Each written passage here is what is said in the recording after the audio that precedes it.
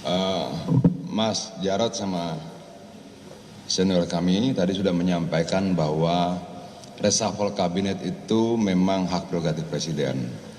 Tapi dalam hukum kita mengenal adagium bahwa wibawa sebuah keputusan tidak lahir dari siapa yang mengambilnya, tapi lahir dari dasar-dasar pertimbangan keputusan itu diambil. Artinya bahwa menjadi penting bagi kita untuk melihat keputusan ini dasarnya apa.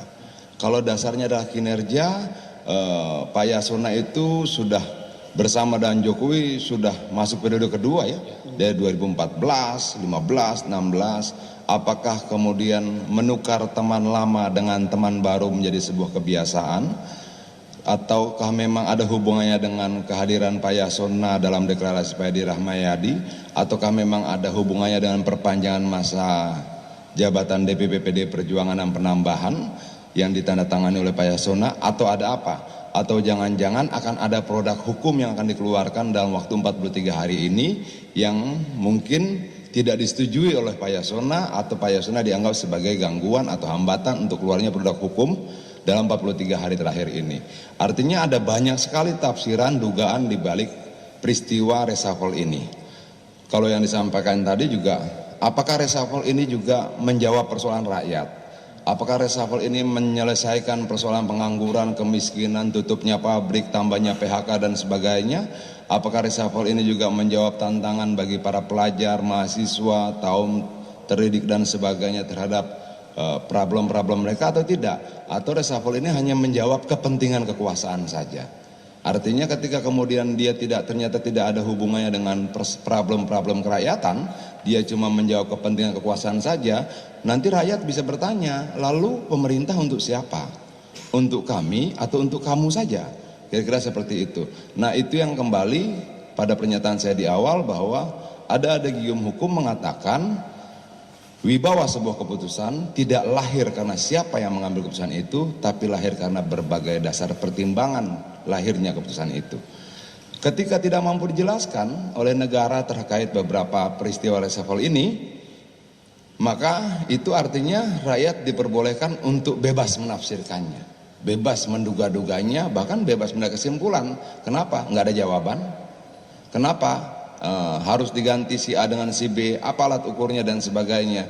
Menurut saya negara demokrasi adalah ketika sebuah keputusan negara, pemerintah bisa menggunakan alat ukur yang sama yang juga diketahui oleh publik. Kenapa kemudian saya ganti si A dengan si B? Karena 1, 2, 3, 4 dan rakyat tahu alat ukur itu. Kalau rakyat tidak tahu, artinya itu sangat subjektif. Walaupun sekali lagi betul itu hak prerogatif, tapi rakyat butuh tahu dasar-dasar pertimbangannya. Terima kasih.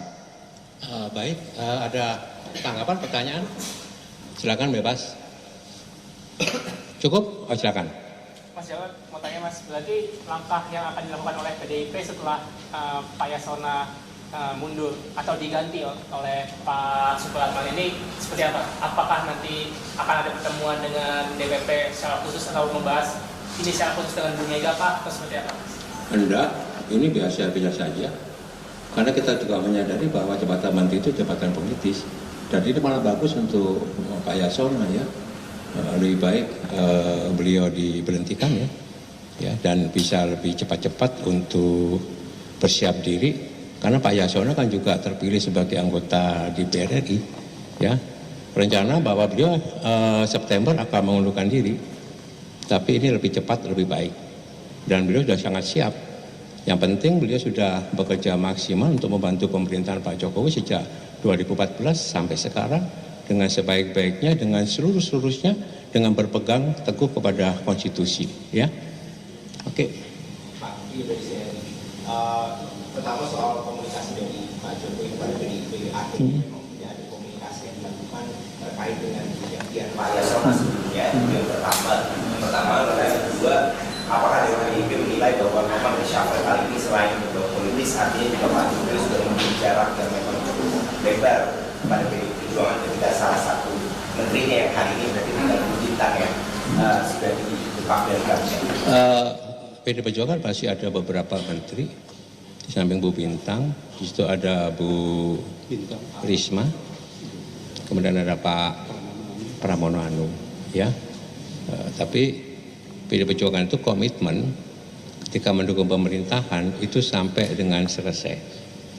Ya, kecuali beliau diberhentikan, dianggap bahwa sudah tidak diperlukan lagi, ganti yang baru. Ya, jadi ini komitmen kita untuk bisa mendukung pemerintahan dan secara konstitusi memang seperti itu.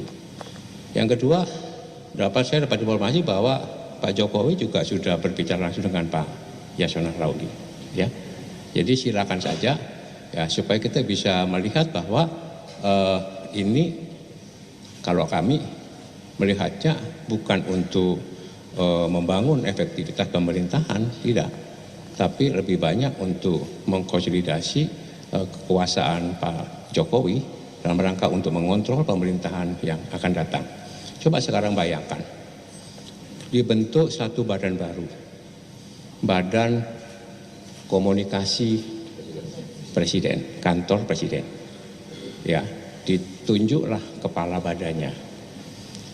Tetapi di situ ingat, itu ada kantor staf kepresidenan, KSP, dan ada deputi berapa yang juga mengurusi masalah komunikasi gitu ya. Ya, ini bagaimana nanti koordinasinya? Siapa yang menjadi juru bicara presiden? Ini sudah ada konflik di dalamnya. Kami melihatnya seperti itu. Yang kedua, dengan penunjukan Pak Bahlil sebagai Menteri SDM. Padahal Pak Bahlil kita tahu beliau ini pengusaha tambang. Ya, apakah memang tepat Pak Bahlil ditempatkan di kementerian yang sangat strategis? Konflik of interest. Apalagi Pak Bahlil digadang-gadang diajukan sebagai calon ketua umum Partai Golkar. Apakah ada kaitannya ini? Oleh sebab itu ini sifatnya lebih banyak politis. Kalau dikatakan bahwa ini untuk efektivitas pemerintahan, kita nggak percaya. Bagaimana bisa efektif? Cuma kurang dari 2 bulan efektif masa kerja mereka. Ya, jadi itu cukup. Mas, satu lagi Mas, melanjutkan soal tadi Mas sempat menyinggung soal Golkar. Jadi kan kita tahu bahwa Menkumham ini kan memiliki posisi strategis, terutama soal mengesahkan kepengurusan partai. Ya. Sementara di sisi lain di Partai Golkar sendiri kan ada gejolak, terus juga di PKB yang nantinya akan utama pun juga sedang ada upaya digoyang oleh PBNU ya. Nah, dari PDIP sendiri melihat dua partai ini dan ada hubungannya dengan penggantian Kemenkumham ini, apakah Presiden Jokowi sedang berupaya untuk membuat dua partai tersebut bisa di bawah kendalinya itu, Mas? Mengontrol ya mungkin ya, karena sebelum 20 Oktober itu hampir semua partai melakukan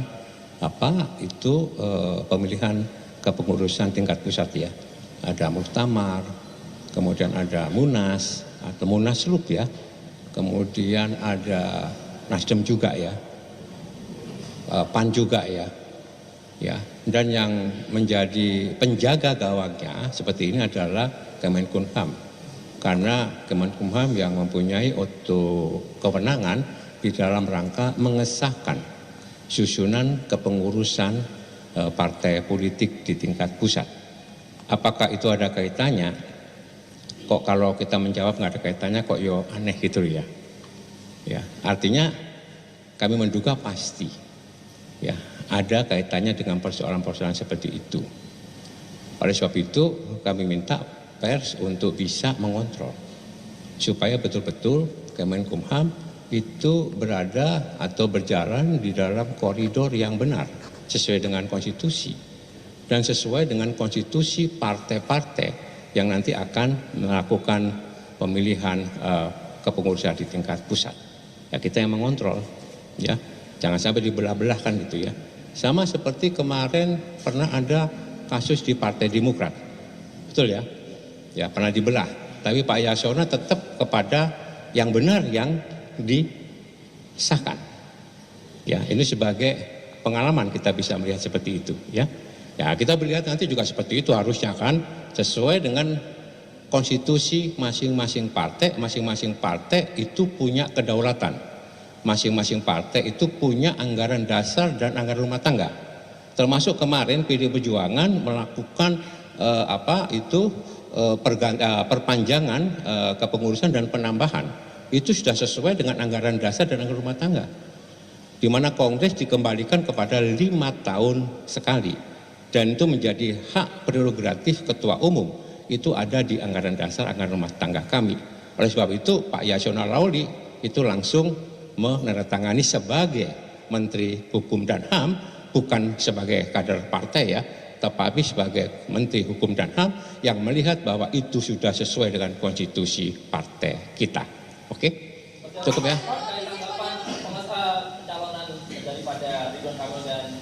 Ini termasuk ini udah dijawab ini. Oke. Terkait apa tadi? Oke. Ya. Kita lihat ya nanti ya deklarasi itu, dan kita bisa melihat ya bagaimana nantinya gitu ya. Kalau itu terjadi, maka PDI secara otomatis tidak bisa mencalonkan sendiri. Kalau begitu, kami tantang apakah berani ya pasangan yang nanti akan deklarasi dengan memborong semua partai itu melawan kotak kosong. Ya, melawan kotak kosong. Ya. Mari kita lihat. Atau ini akan berusaha diloloskan calon independen sebagai calon boneka. Ya.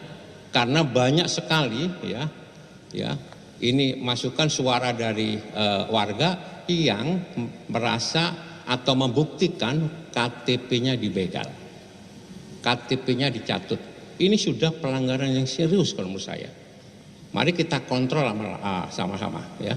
Jadi kami tantang gitu, mari kalau seperti itu kita berdiri teguh bahwa PD Perjuangan akan melawan ya siapapun juga yang merusak atau yang membuat demokrasi tidak sehat di kota daerah khusus Jakarta, ya, di mana ini menjadi Jakarta itu menjadi magnet, menjadi percontohan perpolitikan di Indonesia, ya.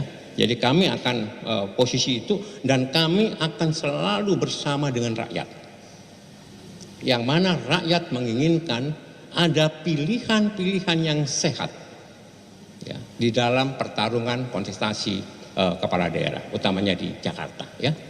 Pak, kesananya berarti PDIP tidak mengusungkan siapa-siapa di Pilkada Jakarta, atau adakah nanti sampai pendaftaran 27 ada yang... Kita lihat nanti sampai tanggal 29 Agustus posisi dinamikanya seperti apa. Tapi percayalah bahwa PD Perjuangan selalu bersama-sama dengan rakyat, dengan akar rumput. Kita selalu mendengarkan suara rakyat. Jadi kita lihat tanggal 29 seperti apa, gitu ya posisinya. Pak Adian, tambahan. Ini Pak Adian ini bahasa Sekjen bidang komunikasi, berarti ngomong dulu. ngomong, ada banyak ngomong kau. Apa sih?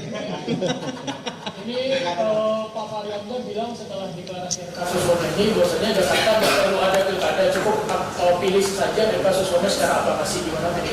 Oh begini. Yang disampaikan sama Mas Jauh itu betul. Kita tidak pernah khawatir kalau ditinggalkan kekuasaan. Kita cuma khawatir kalau ditinggalkan rakyat, kira-kira seperti itu. Sederhananya kayak begitulah.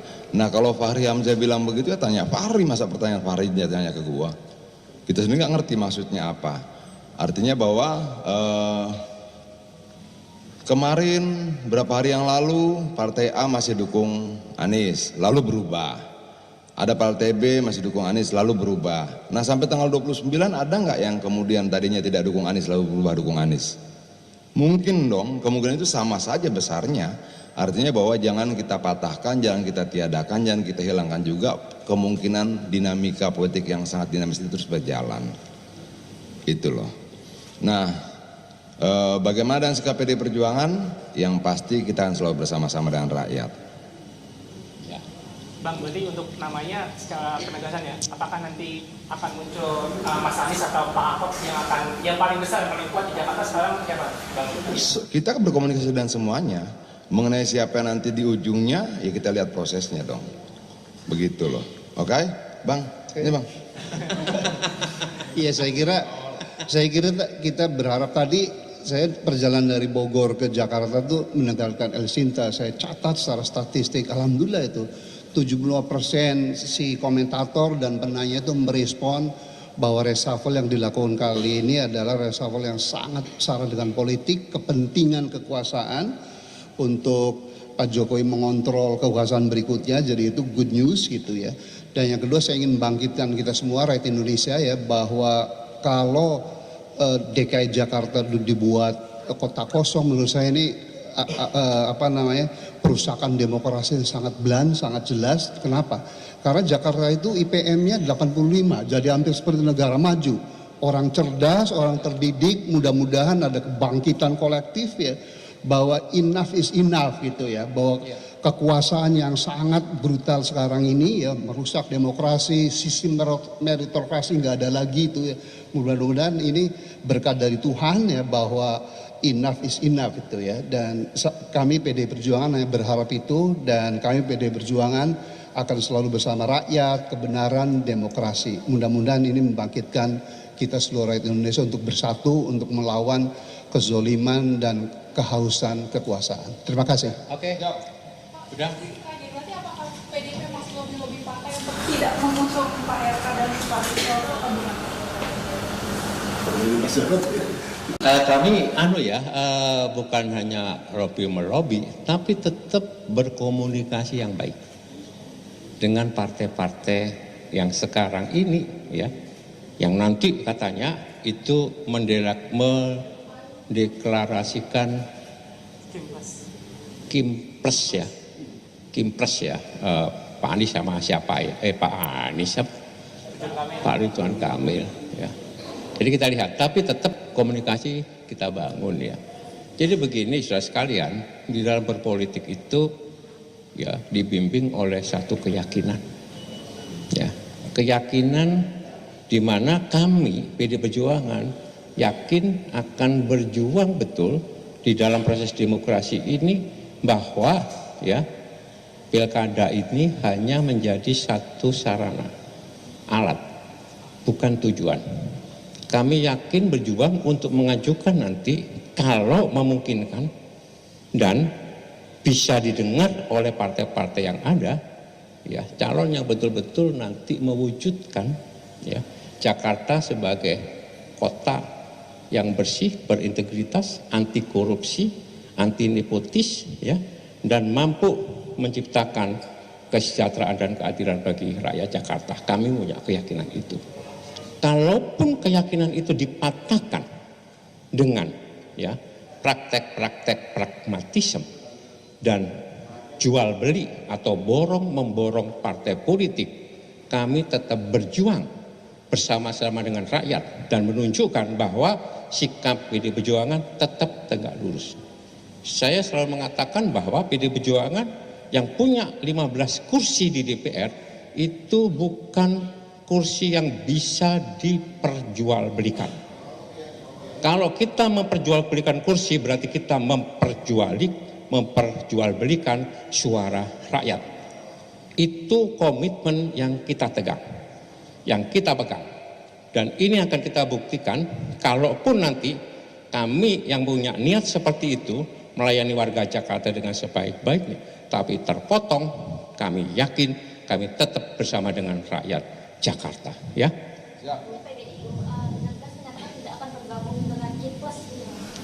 Jelas itu. Termasuk di Jawa Tengah nanti. Gini, biar udah kelar di lubus gede-gede, PDI Perjuangan for sale. Betul. Pasti begitu ya. Apa namanya, dia value-nya tinggi tuh. Menjunjung tinggi prinsip jurnalisme dalam setiap tayangan terbaiknya. Menghadirkan berita bernilai sebagai referensi. Gelar bicara yang tajam. Tidak, ini kan kebohongan dong. Mengupas fakta demi fakta dan mendorong pencarian solusi. Serta investigasi yang mengungkap kebenaran. Rosi, Satu Meja, The Forum, Sapa Indonesia Malam. Nilu, ikuti semuanya bersama Kompas TV.